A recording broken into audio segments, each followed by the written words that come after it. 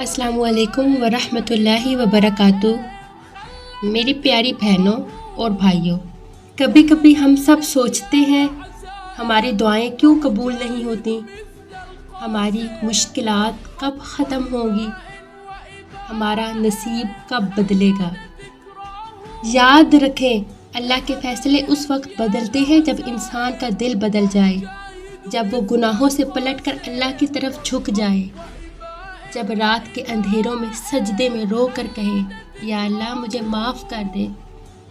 رسول اکرم صلی اللہ علیہ وسلم نے فرمایا، دعا تقدیر کو بدل دیتی ہے۔ حضرت عمر رضی اللہ عنہ کے دور کا ایک نوجوان ساری زندگی گناہوں میں گزار چکا تھا۔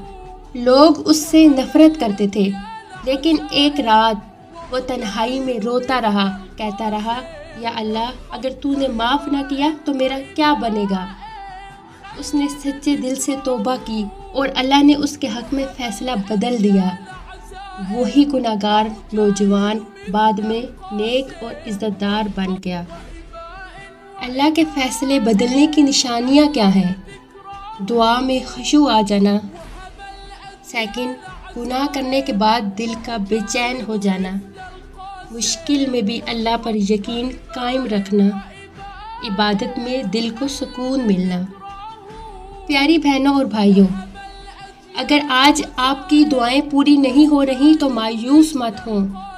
اللہ دیکھ رہا ہے، سن رہا ہے۔ وہ وقت قریب ہے جب وہ آپ کے لیے ایسا فیصلہ کرے گا جو آپ کی سوچ سے بھی بہتر ہوگا۔ یاد رکھیں، مشکل کے بعد ہی آسانی ہے، اندھیری رات کے بعد ہی روشن صبح ہے۔ یا اللہ ہمارے نصیب کو روشن کر دے، ہمارے حق میں بہترین فیصلے فرما، ہماری دنیا اور آخرت سنوار دے، آمین۔